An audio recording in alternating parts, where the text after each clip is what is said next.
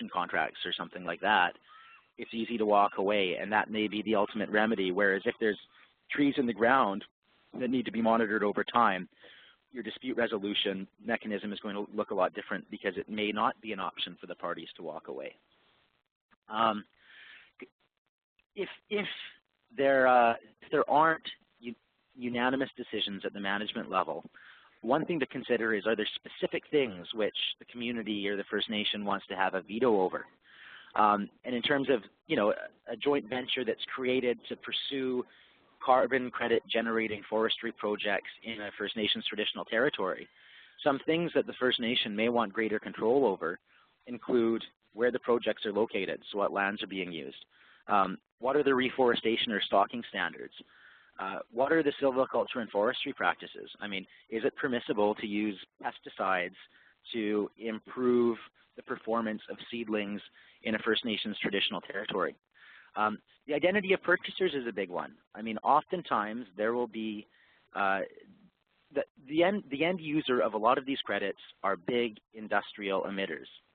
A lot of times there will be ongoing disputes between communities, First Nations, and big industrial emitters close to the community's area, and it may be that you want to forbid the sale to certain end users simply because of other reasons. Do you want to put caps on the sale price? So it may make sense to sell credits at $3, but if you can't get $3 for them, it may make sense to have a veto over the sale, so the First Nation can say, no, we're not comfortable selling them at a fire sale price. We're going to wait till markets improve.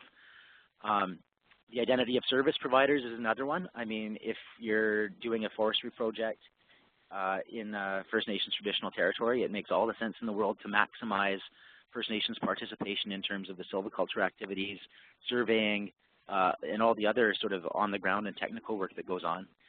And what are the environmental management systems utilized while on the land is another area. Project costs. Now, the way a lot of development agreements work is that there's a profit sharing of the ultimate profit, but from that profit, there are all sorts of things deducted to get to the bottom line. And this is just a list of things that you often see in development agreements as permissible project costs.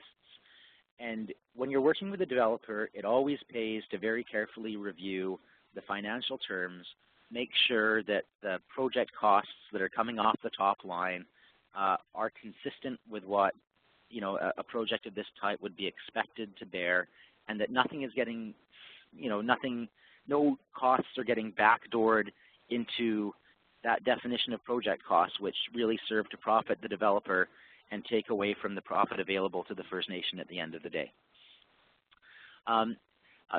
In terms of a management fee, and I think this is a comment that applies globally to First Nations economic development, as well as First Nations involvement in carbon projects.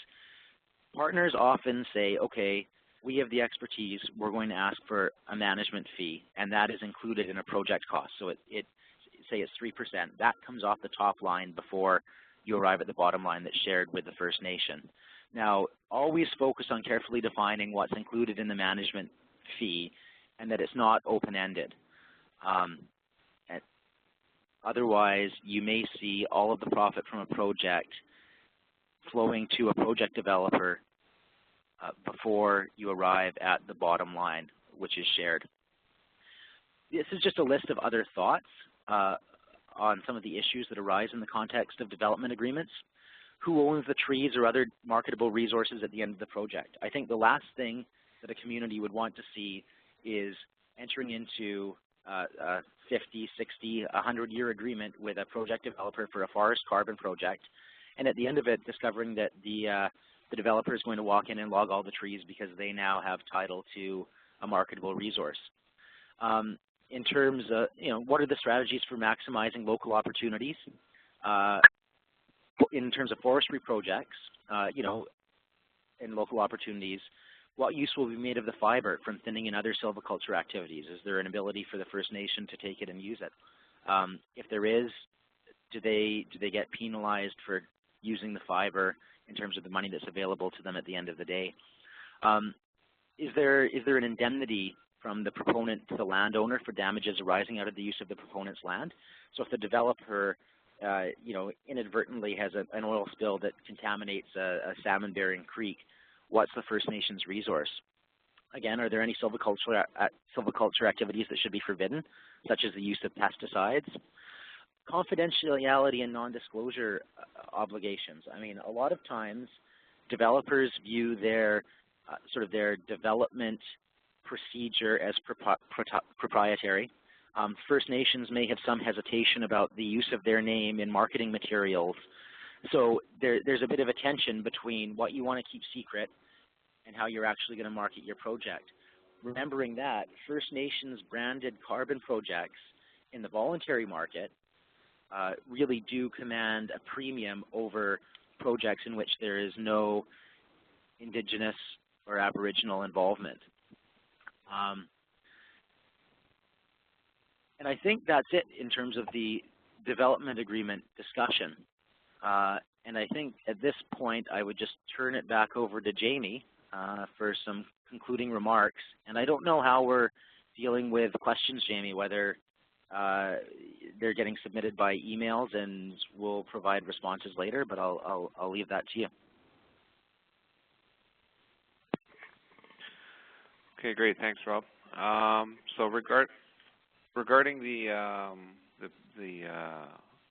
questions, we've been noting them for the last throughout the presentations, and we'll provide some answers in the coming days and weeks and post them online.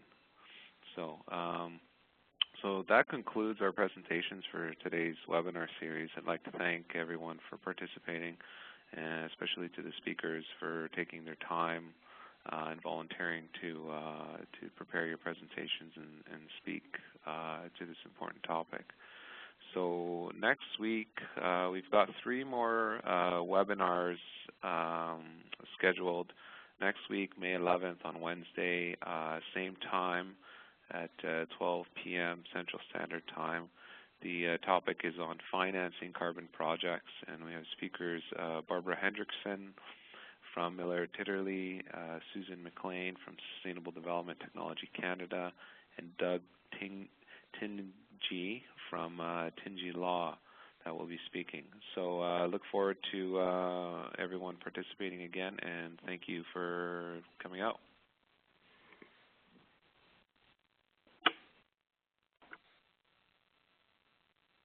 Please hold the line for the conference host to join the